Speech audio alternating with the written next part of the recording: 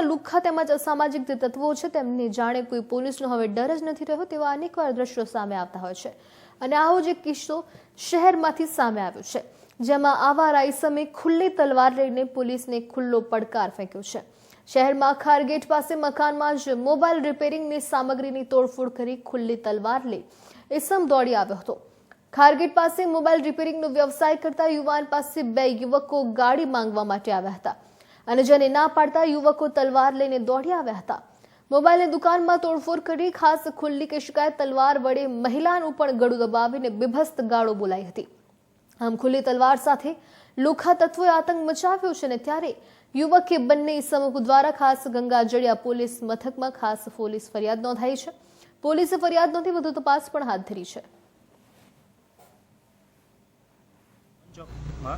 HDFC બેંકની સામે ને અત્યારે હાલ બોરાશેરીમાં હું મોબાઈલ રિપેરિંગનું કામ કરું છું, ત્યાં ખારગેટ વિસ્તારમાં ઘરમાં ને ત્યાં મારી ગાડી માંગવા જય વોરા કરીને આવેલ ને એની સાથે ઈજાન કરીને બીજો છોકરો હતો। ગાડી માંગતા હતા, મને કે હલુરિયા જવું છે ને એ લોકો ચોરીના ને એવા બધા ધંધા કરે છે એટલે મેં એને ગાડી દેવાની ના પાડી તો મારી ઉપર ઘા કરવા મળ્યા પાઇપો ને પાટા વતે બરાબર ને પોલીસને મેં ફોન કર્યો, પોલીસ તરત આવી ગઈ હતી ને પછી તરત પોલીસ સાથે હું અહીંયા આવેલો છું। કેટલા જણા હતા એ બે જણા હતા। શું લઈને નીકળ્યા હતા બરાબર? ને આ દુકાનમાંથી મોબાઈલ બી ચોરી ગયા છે, એક કસ્ટમરનો મારો ફોન હતો એ બી ચોરી ગયા। શું લઈને નીકળ્યા હતા એ અત્યારે? અત્યારે છરા હતા, તલવારો હતી ને પેલા ઓલા પાઇપ આવે કે નહીં આપણે અર્થિંગ